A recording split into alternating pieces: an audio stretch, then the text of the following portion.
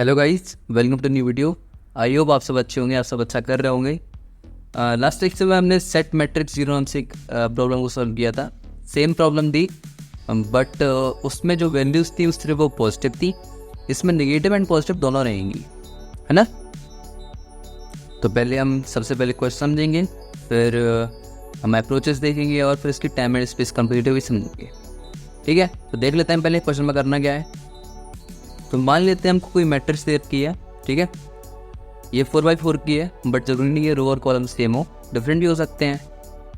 तो इस क्वेश्चन में करना क्या है कि इस मैट्रिक्स में हमको जीरो फाइंड आउट करना है और जहाँ भी जीरो मिलेगा उसके रो और कॉलम में हमको जीरो इनपुट कराना है, यहाँ पर जीरो भरना है इसमें, है ना। जैसे कि इसमें ये जीरो मिला तो इसके पूरे कॉलम में जीरो हो जाएगा और इसकी पूरी रो में जीरो हो जाएगा। ये यहाँ पर जीरो तो इसके पूरे कॉलम में जीरो हो जाएगा और पूरी रो में जीरो हो जाएगा। क्वेश्चन था हमने पिछली वीडियो में समझ लिया था। और कैसे क्या अप्रोच हमने यूज़ की थी, क्योंकि उसमें सारे पॉजिटिव इंटीजर थे, सारे पॉजिटिव नंबर थे, तो हमने क्या किया था कि जहाँ भी जीरो आ रहा था तो उसके रो और कॉलम में सबसे पहले हर एक नंबर को रिप्लेस करके -1 कर दिया था, ठीक है। और फिर रिट्रवर्स करके हमने क्या किया था, सबको जीरो कर दिया था, ठीक है। हमने -1 क्यों किया था, क्योंकि अगर हम जीरो करते और आगे और ज़्यादा ट्रवर्स करते तो हमको जो जीरो इनिशियली एग्जिस्ट नहीं कर रहा था वो जीरो चेंज करने के बाद मिल जाएगा एक और, तो जिससे हमारा आंसर गड़बड़ हो रहा था, ख़राब हो जा रहा था, है ना। तो अगर आपने वीडियो नहीं देखा है तो जाके देख लेना, मैं लिंक डिस्क्रिप्शन में दे दूँगा। वो इस क्वेश्चन को समझने से पहले वो क्वेश्चन समझना बहुत ज़्यादा ज़रूरी है, तो पहले वो समझ लेना, ठीक है। वो अप्रोच भी काफ़ी अच्छी है पॉजिटिव इंटीजर के लिए, बट इसमें नेगेटिव भी है साथ में, तो -1 तो कर नहीं सकते। जिस तरह की आप देख रहे होंगे इसमें -1 दिख रहा है ये ऑलरेडी, है ना। अगर इसमें -1 दिख रहा है और हम सारी वैल्यूज को -1 करें, इसको -1 कर दिया, इसको -1 कर दिया, इसको -1 कर दिया, इसको -1, इसको -1, इसको -1, बट ये -1 तो फालतू ही है। अगर हम इसको रिवर्स करके जीरो करेंगे तो ये भी जीरो हो जाएगा, बट एक्चुअल में इसको जीरो नहीं होना चाहिए था, है ना। तो फिर हम वो -1 का अप्रोच यूज़ नहीं कर सकते, मतलब कि हम रिप्लेस कर दें -1 को, है ना। तो वो अप्रोच हम यूज़ नहीं कर सकते। तो हम क्या यूज़ कर सकते हैं, हम क्या करें कि दो नए एरे मान लेते हैं, ठीक है। एक मान लेते हैं जिसमें हम अपने कॉलम के लिए वैल्यू स्टोर कराएंगे, एक मान लेते हैं हम अपने रो के लिए वैल्यू स्टोर कराएंगे, ठीक है। इसमें सेम साइज जितना रो का रहेगा जितना कॉलम का रहेगा सेम साइज के हम दोनों के लिए बना लेंगे, ठीक है। इनिशियली अब इस पर जीरो कर देते हैं, इनिशियली जीरो कर देते हैं, ठीक है। अब हम इसको ट्रेवर्स करते हैं पूरे को, और ट्रेवर्स करके कहेंगे कि जहाँ भी जीरो मिलेगा उसके रो में और उसके कॉलम के एरे में 1 कर देना। मतलब इसको हमने ट्रेवर्स किया, हमको यहाँ जीरो नहीं है, यहाँ जीरो नहीं है, यहाँ जीरो नहीं है, यहाँ जीरो नहीं है, यहाँ नहीं है, यहाँ हमको ज़ीरो मिला तो ये कहेंगे अपने रो में 1 कर देना और अपने कॉलम में 1 कर देना, ठीक है। चेंज हो गया।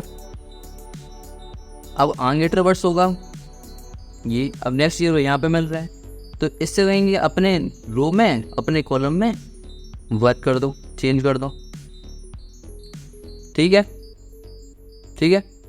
अब क्या करेंगे, रिट्रेवर्स कर देंगे। रिट्रेवर्स करेंगे तो रिविजिट करके हम क्या कर सकते हैं,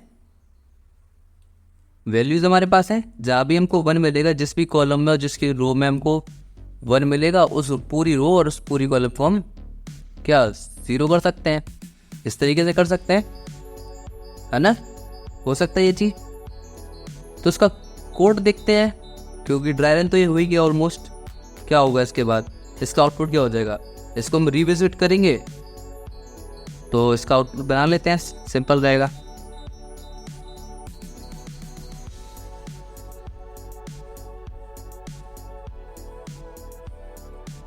क्या ये -1 रहेगा, इसमें सारे में 0 आ जाएगा तो ये 0 0 0 0, और इसमें सारे में 0 आ जाएगा तो ये 0 0 0, ठीक है। इस वाले क्या बोलते हैं, इस वाले कॉलम में पूरा 0 आ जाएगा तो ये 0 0 0, और इस वाले रो में भी पूरा 0 हो जाएगा तो 0 0। अब बचे कौन कौन से पार्ट, इसमें 6 आएगा, इसमें 1 आएगा और इस पर 4। आउटपुट हमको मिल गया, ठीक है, आउटपुट हमारा ये रहेगा।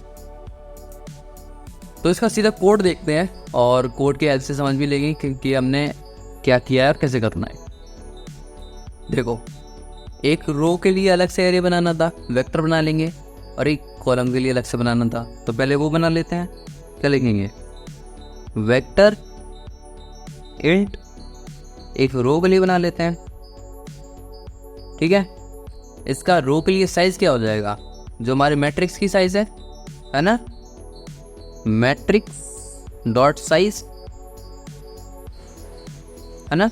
और इसको हमको इसमें क्या करना था? सारे वैल्यूज को 0 पुट कराना था, तो कॉमा 0 आ जाएगा और ये बंद हो जाएगा, सेमीकोलन, ये 0 आ जाएगा इधर, ठीक है। अब दूसरा vector same, vector int colon COL नाम से बना देते हैं स्टफ, है ना। तो मैट्रिक्स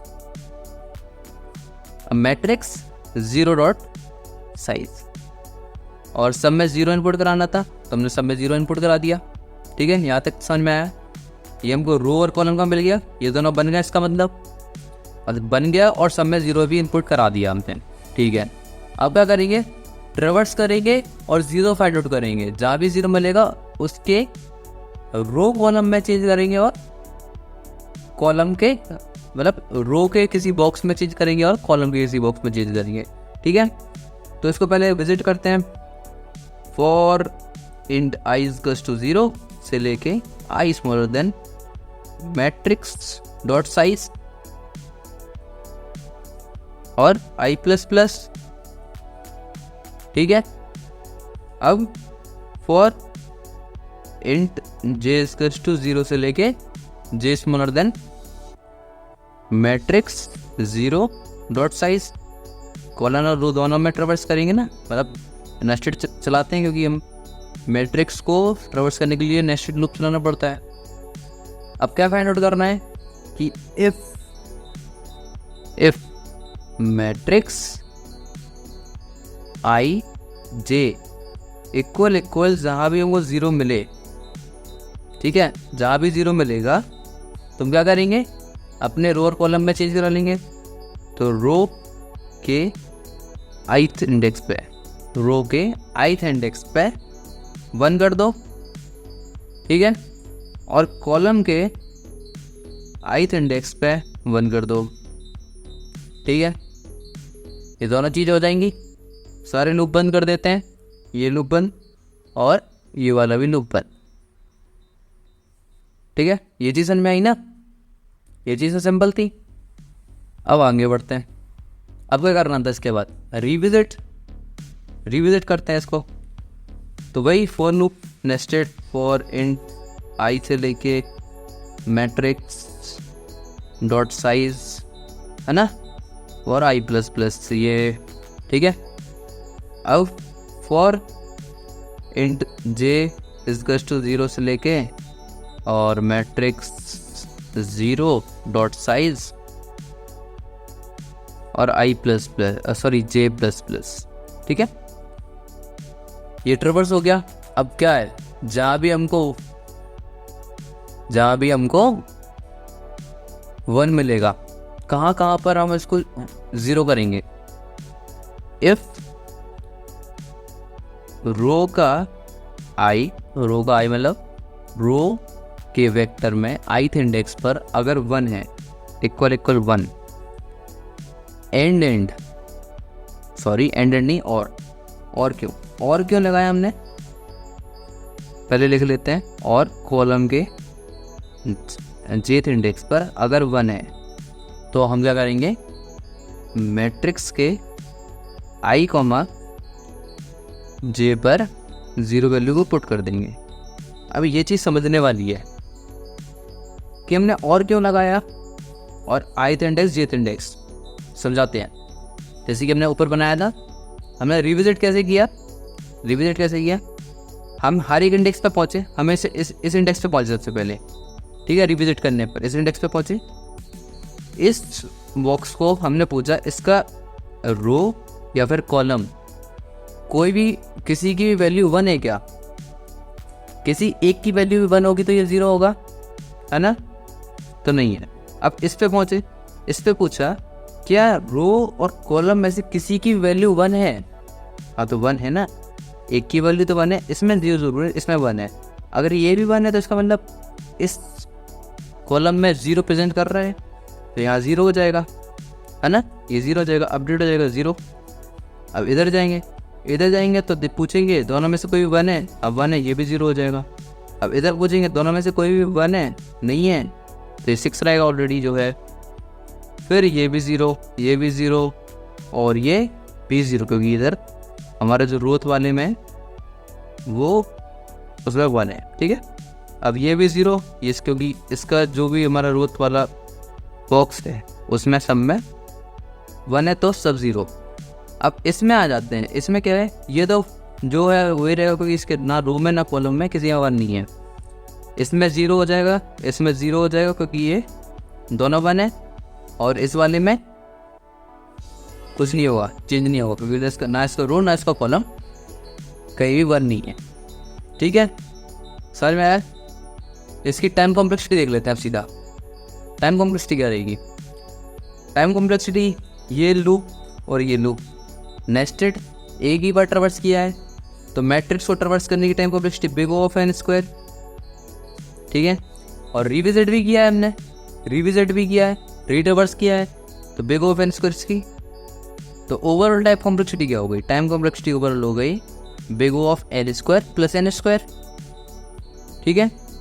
स्पेस कॉम्प्लेक्सिटी क्या हुई?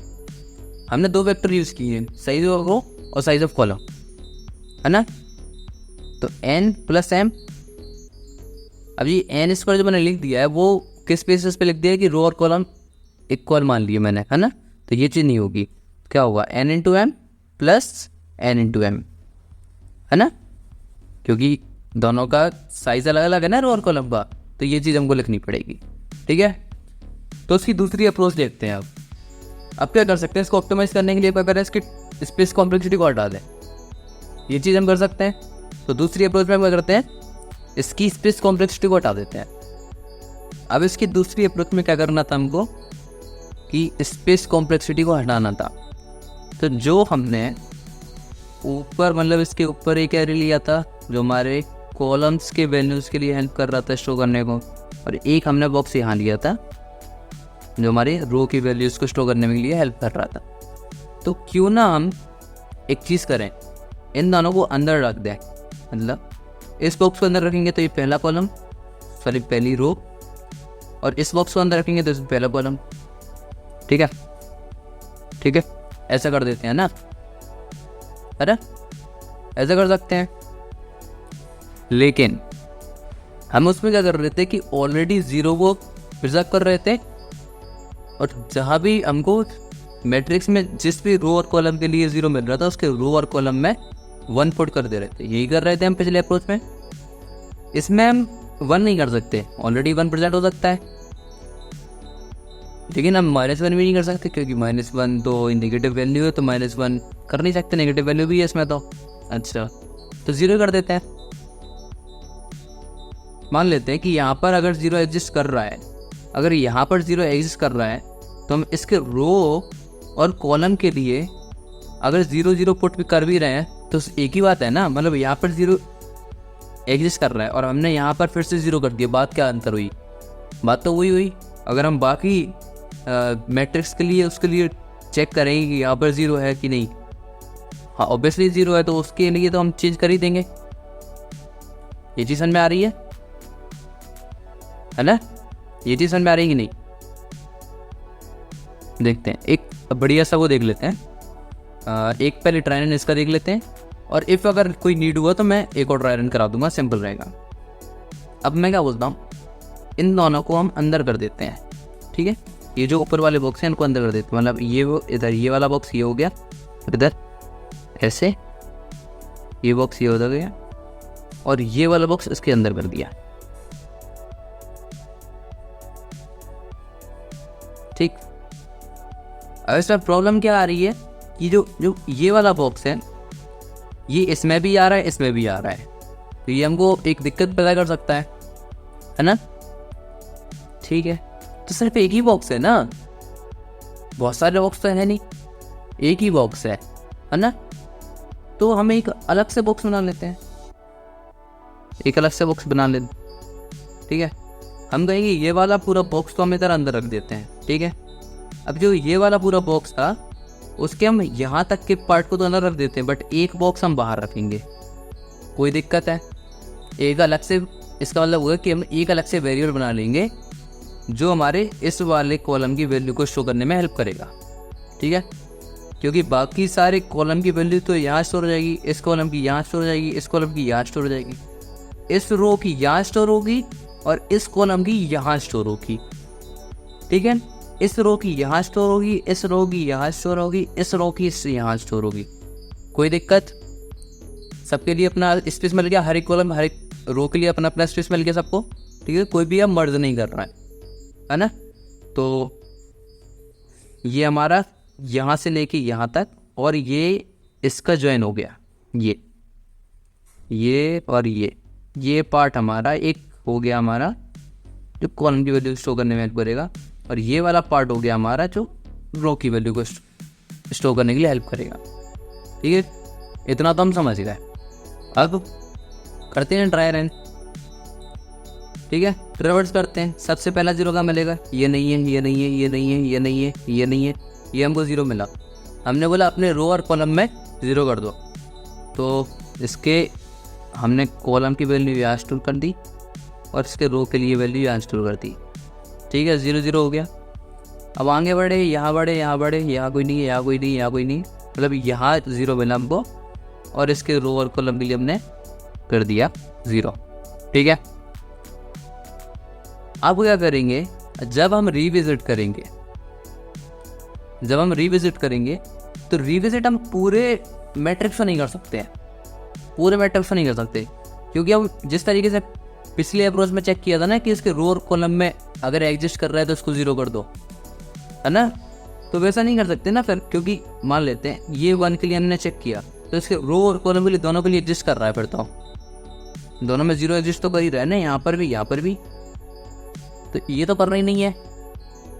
इस रो और कॉलम के लिए तो ऑलरेडी हमने अप्लाई कर दिया, मतलब ऑलरेडी हमने उसमें 0 भर दिए, ऑलरेडी इनिशियलाइज कर दिए 0। तो बाकी मैट्रिक्स जो बची है ना, मतलब i = 1 और j = 1 से लेके एंड तक हम जो भी इसका साइज रहेगा वहाँ तक चलाएंगे। तो सिर्फ हम इतने जो बचा हुआ मैट्रिक्स है ना उसमें रिविजिट करेंगे, पूरे में रिविजिट नहीं करेंगे। तो हमने यहाँ विजिट किया, ये तो ऑलरेडी 0 है, ठीक है। या फिर देख लो कि ये दोनों 0 हैं, इनमें से एक भी 0 होगा तो यहाँ 0 कर देना। यहाँ पहुँचे, इनमें से एक भी 0 है, दोनों ही 0 है तो 0 कर दो। अब इसके बाद क्या करेंगे, यहाँ पहुँचे, इनमें से एक भी 0 है, हाँ ये वाला 0 है तो इसको भी 0 कर देंगे। यहाँ पहुँचे, ये 0 है, 0 कर दो, 0 कर दो, ऑलरेडी 0 ही था वो तो। यहाँ पहुँचे, हाँ ये 0 है, 0 कर दो। इधर ये वाला 0 है तो 0 कर दो, इधर ये वाला 0 है, 0 कर दो, इधर दोनों 0 नहीं है, ठीक है।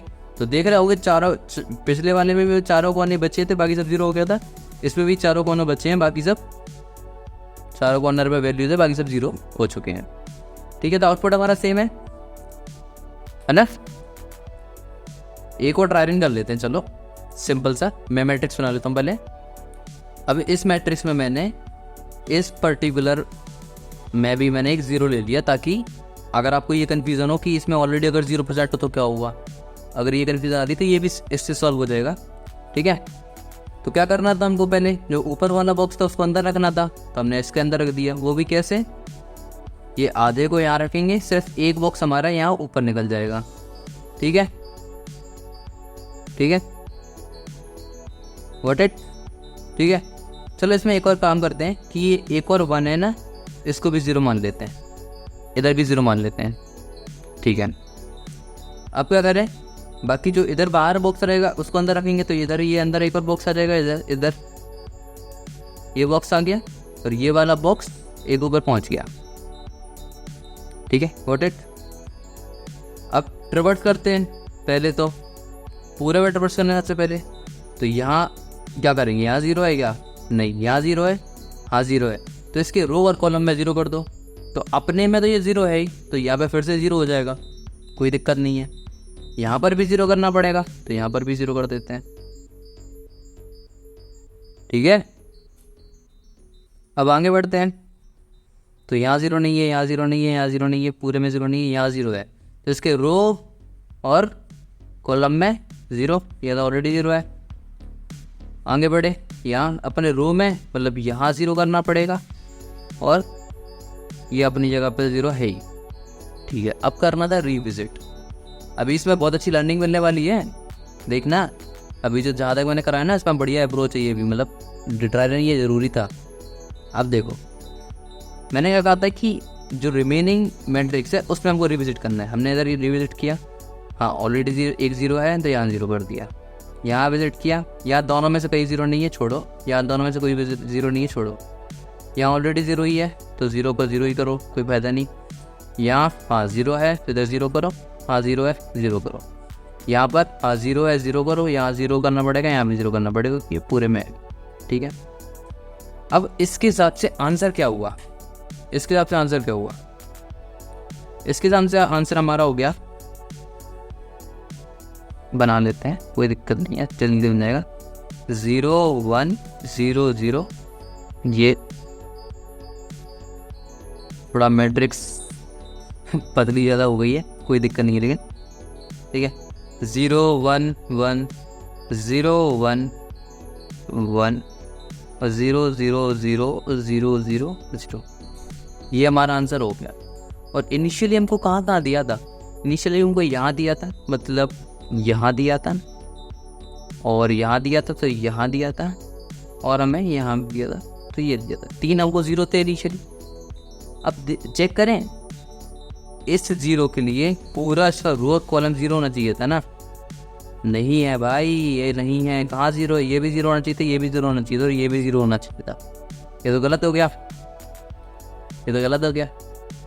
इसलिए क्या करना पड़ेगा, हमको एक और कंडीशन चेक करनी पड़ेगी कि इफ़ इसके 0 i और j जब भी दोनों 0 रहेंगे, ठीक है, जब भी 0,0 मैट्रिक्स 0,0 अगर वो 0 है, अगर वो 0 है तो उसकी पूरी रो 0 हो जाएगी, है ना, क्योंकि ये क्या स्टोर कर रहा है, अपने रो के लिए वैल्यू स्टोर कर रहा है। हम एक कंडीशन बाद में चेक करेंगे कि यहाँ पर अगर 0 है तो ये पूरी रो 0 हो जाएगी। ठीक है, और इफ अगर हमारा ये वाला बॉक्स 0 है तो पूरा कॉलम 0 हो जाएगा। ठीक है, समझ गए, सिंपल था, सिंपल तो नहीं था, थोड़ा सा कंफ्यूजिंग था, बट कोड देखते देखते आ जाएगा समझ तुमको। ठीक है, सिंपल रहेगा, सिंपली समझा दूंगा मैं इसको। सीधा कोड करते हैं अपन अपना। तो सबसे पहले क्या करना है, हमको एरे तो हमको मानना नहीं है इस बार, एरे तो मानना नहीं है, क्यों नहीं मानना, क्योंकि एरे तो हमने अंदर रख दिया। लेकिन एक बॉक्स मानना था जो हमारा एक ऊपर निकला रहेगा, वो हमने ऊपर जो निकाला था ना अपना, है ना, ये जो मान निकाला था ना ऊपर, ये वाला, तो इसको मानना पड़ेगा। तो एक वेरिएबल मानते हैं, सीधा वेरिएबल मानते हैं एक, जो उसको शो करने में हेल्प करेगा। तो मैं कहता हूँ इंट कॉलम 0, कॉल 0 कर लेते हैं, क्योंकि वो हमारी कॉलम की वैल्यू स्टोर कर रहा है ना। तो कॉलम 0 को हमने इनिशियली क्या दे दिया, 1 दे देते हैं, क्योंकि हमको 0 तो स्टोर ही करना है, तो इनिशियली हमने इसको 1 दे दिया, पर कोई कुछ और भी दे सकते, कोई दिक्कत नहीं है उसमें। अब लूप रिवर्स करते हैं, फॉर आई लेके 0 से लेके, और लिख लेना इसके अंदर i++, और फॉर आई सॉरी जे इसका 0 से लेके j++। ये चीज़ तो सिंपल हो गई है, तो लिखते रहना, कोई दिक्कत नहीं है, सिंपल वाली बात है ये तो। अब इसके अंदर चेक करेंगे, इफ़ मैट्रिक्स का i, j इक्वल 0, जब भी 0 रहेगा तो हम क्या करना था, हमको अपने रो और कॉलम, पहले रो पहले कॉलम में 0 करना था, है ना। तो कैसे करेंगे कि मान लेते हैं सबसे पहले यहाँ ट्रैवर्स हुआ, तो अगर यहाँ पर 0 है, यहाँ पर 0 है, तो हम ये चीज़ चेक करेंगे, अगर इस कॉलम में 0 मिल रहा है हमको, मतलब जे हमारा कहीं भी 0 है, अगर 0 है जे मतलब हमारा कॉलम साइड जो भी 0 मिल रहा है, ये वाले कॉलम में कोई 0 मिला, तो इसकी वैल्यू हम यहाँ स्टोर कराएंगे। तो ये स्पेशल केस है ना, तो इस स्पेशल को इसको लिखना पड़ेगा। ठीक है, इसको तो लिखना पड़ेगा ना। इफ़ जे इक्वल 0, ये स्पेशल केस था ना, तो हमारा कॉल 0 इक्वल 0 हो जाएगा, ये हमारा स्पेशल केस था। एल्स अगर वो जे इक्वल 0 में नहीं है तो मैट्रिक्स 0 जे इक्वल में हम 0 पुट कर देंगे, और चाहिए हो ना हो अपन को एक चीज़ तो इनपुट करानी है ना उसके रो के लिए, तो मैट्रिक्स आई और 0 इक्वल 0 इनपुट करा दिया। लूप बंद कर दो, इफ स्टेटमेंट खत्म, ये वाला लूप खत्म और ये वाला लूप खत्म, ठीक है, ये तो हो गया। अब रिविजिट करना है। रिविजिट कितने को करना था, हमारी जो बची हुई मैट्रिक्स थी उसको रिविजिट करना था। तो फॉर i = 0 से लेके i++ और फॉर j = 0 से लेके j++, इसके क्या करना था कि एक चीज़ गलती हुई ना, अभी एक चीज़ गलती हुई ना, किसी ने नोटिस की? क्या गलती हुई कि हमको आधी सिर्फ बची हुई मैट्रिक्स को ही ट्रवर्स करना है। अगर हम 0 से स्टार्ट करेंगे तो पूरी मैट्रिक्स ट्रवर्स हो जाएगी, तो इसको 1 करना पड़ेगा ना, i = 1 से लेके j = 1 से लेके, ये चीज़ करनी पड़ेगी। ये मेरे से गलती हुई। अब मैट्रिक्स 0, j, मैं कॉमा बोल देता हूँ गलती से, 0 j अगर 0 हो, या फिर मैट्रिक्स i0 इक्वल 0, इन दोनों से कोई भी कंडीशन ट्रू हुई तो हमारी मैट्रिक्स i, j 0 हो जाएगा, ठीक है। ये हमारा फॉर लूप खत्म, ये दूसरा फॉर लूप खत्म, मान लेते हैं ये की स्टेटमेंट, ठीक है, लगा लेना है, कोई दिक्कत नहीं, सिंपल है, वैसे ही लिखा हुआ मैंने। अब क्या करना है, अब हमारी बची 2 कंडीशन जो हमने आखिरी में देखी थी कि हमारा 0, अगर 0 हुआ या फिर कॉलम 0 हमारा 0 हुआ, वो 2 कंडीशन बची। तो इफ मैट्रिक्स 0 और 0 इक्वल 0 हुआ, ये हुआ, तो हमको पूरे कॉलम को 0 करना पड़ेगा। तो हम फॉर लूप चलाएंगे इसके अंदर कि फॉर j = 0 से लेके मैट्रिक्स 0.size के स्मॉलर और j++ कर देना, लिख लेना, और इसमें करना था पड़ेगा हमको कि मैट्रिक्स 0 j = 0, है ना। ये इफ खत्म, एक और इफ आएगा कि हमको अपने जो वेरिएबल अलग से हमने स्टोर कराया था बॉक्स में, वो अगर वो 0 हुआ तो इफ कॉल 0 = 0, अगर ये 0 हुआ तो एक और फॉर लूप चलाएंगे। फॉर i = इस बार i से लाना देंगे कि हमको रो में वैल्यू चेंज करनी है ना, तो i = 0 से लेके i++, ठीक है, पूरा कर लिख लेना इसको, और मैट्रिक्स i और 0 = 0, है ना। ये इफ खत्म हो जाएगा, ठीक है, हो गया, सिंपल था, रिटर्न कुछ करना नहीं है, वर्ड है क्योंकि हमारा डेटा टाइप हमारे फंक्शन का। ये क्वेश्चन समझ में आ गया होगा अभी तक तो, अगर नहीं आया तो वीडियो फिर से देखो भाई, आ जाएगा, सिंपल था। मैंने ड्राई रन देखो, मेन तो कोड तो लिख भी लोगे, ड्राई रन मेन देखना ज़रूरी है। तो इसमें क्या किया हमने, मैट्रिक्स देख लेना, time and space complexity, 2 loop चले, तो mn रिविजिट किया, तो एक रो एक कॉलम वही छोड़ा, तो मान लेते हैं पूरा m-1 × n-1 होगा वैसे तो, बट ठीक है, m×n, फिर से m×n। अभी ये हमने इफ लूप चलाया, तो अगर ये कंडीशन ट्रू हुई तो m और n, तो m+n फिर से हो गया। तो टाइम कॉम्प्लेक्सिटी ओवरऑल क्या हुई, टाइम कॉम्प्लेक्सिटी हमारी हुई big of n × m plus big O of N into M plus big O of N plus M. ये टाइम कॉम्प्लेक्सिटी हुई। स्पेस कॉम्प्लेक्सिटी कोई हमने ली क्या? किन ने स्पेस कॉम्प्लेक्सिटी दी? तो स्पेस कॉम्प्लेक्सिटी तो कुछ हमने ली नहीं। Big O of big O of 1, कोई स्पेस लिया ही कहाँ? कॉन्स्टेंट, सिर्फ अपने एक वेरिएबल लिया, वो तो कॉन्स्टेंट ही हुआ, तो हमारी स्पेस कॉम्प्लेक्सिटी हो गई।